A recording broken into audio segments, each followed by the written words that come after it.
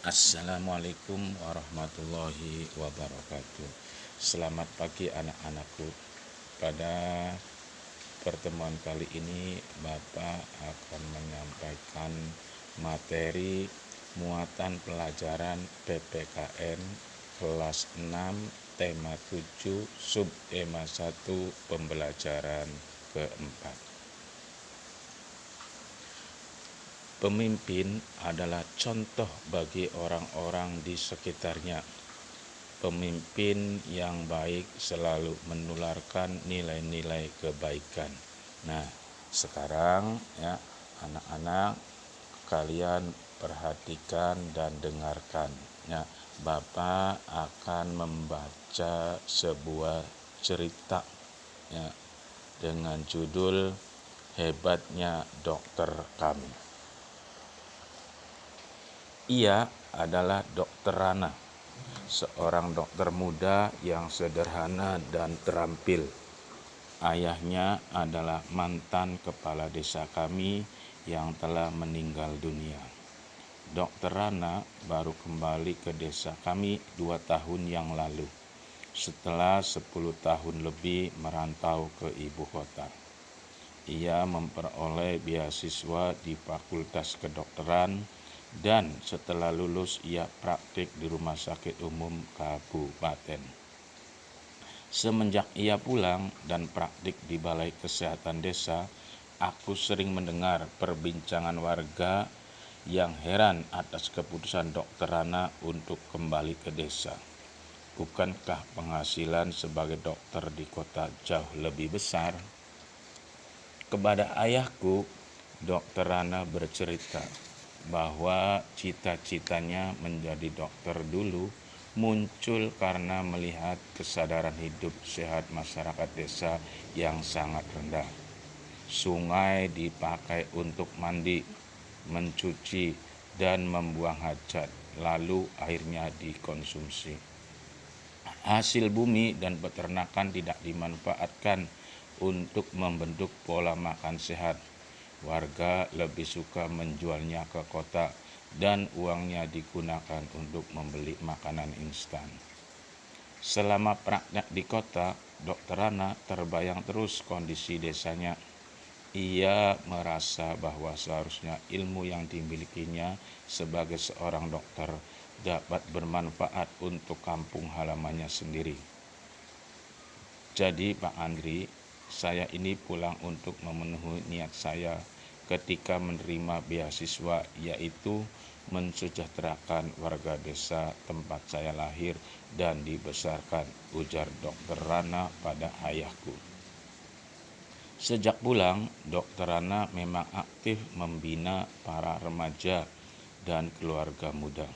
Ia memberikan penyuluhan tentang pentingnya mencuci tangan, memasak air, pola makan sehat, dan imunisasi.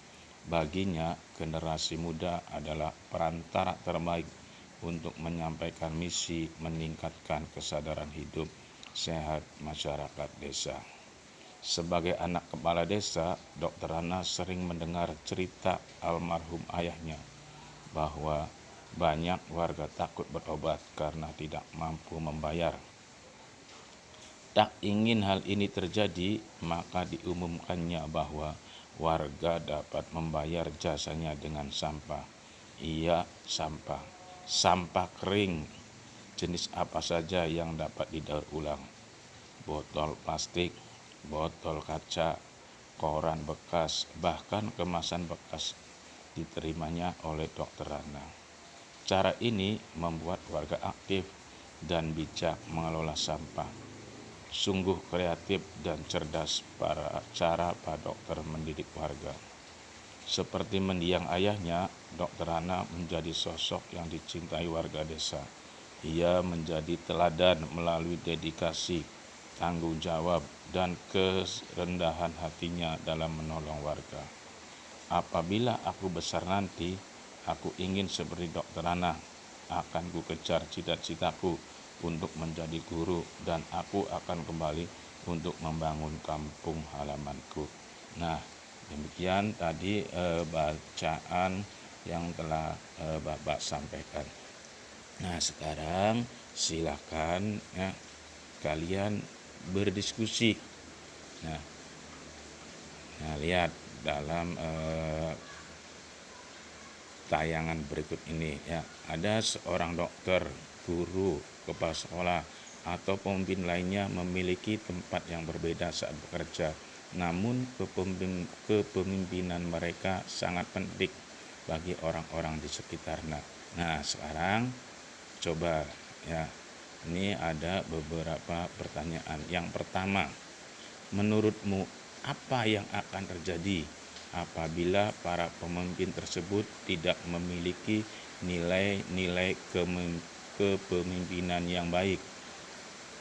Nah, kemudian yang kedua, nah, kepada siapa saja pemimpin tersebut bertanggung jawab? Apa yang perlu disyukuri oleh seorang pemimpin? Nah, sekarang silakan ya kalian berdiskusi ya, bagaimana menurut pendapatmu ya, dan sampaikan hasil diskusi kelompokmu di depan kelas nanti. Nah, silakan nanti kalian jawab kedua pertanyaan tersebut dalam kolom berikut ya. Sudah semua anak-anak? Ya, baik. Nah, sudah dijawab semua. Nah, sekarang lihat ya, pekerjaan dokter anak adalah pengabdian bagi kemanusiaan. Banyak orang merasa senang dengan adanya dokter anak. Ya, kita pun seharusnya menerapkan nilai-nilai kemanusiaan dalam kehidupan sehari-hari. Misalnya dengan memberi pertolongan semampu kita. Nah, dari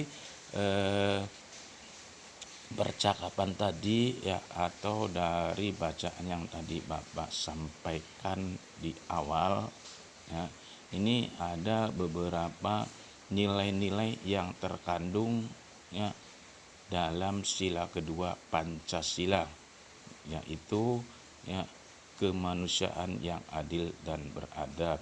Nah, berikut Bapak akan tampilkan nilai-nilai yang terkandung dalam sila kedua Pancasila tersebut.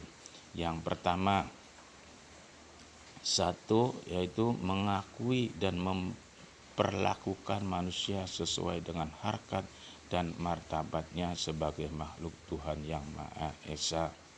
Yang kedua, mengakui persamaan derajat, persamaan hak, serta kewajiban setiap manusia tanpa membeda-bedakan suku, keturunan, agama, kepercayaan, jenis kelamin, kedudukan sosial, dan warna kulit. Kemudian yang ketiga, mengembangkan sikap saling mencintai sesama manusia. Yang keempat, mengembangkan sikap saling tenggang rasa dan tepa selera. Yang kelima, yaitu mengembangkan sikap tidak semena-mena terhadap orang lain. Yang keenam, menjunjung tinggi nilai-nilai kemanusiaan. Ketujuh, gemar melakukan kegiatan kemanusiaan. 8, berani membela kebenaran dan keadilan.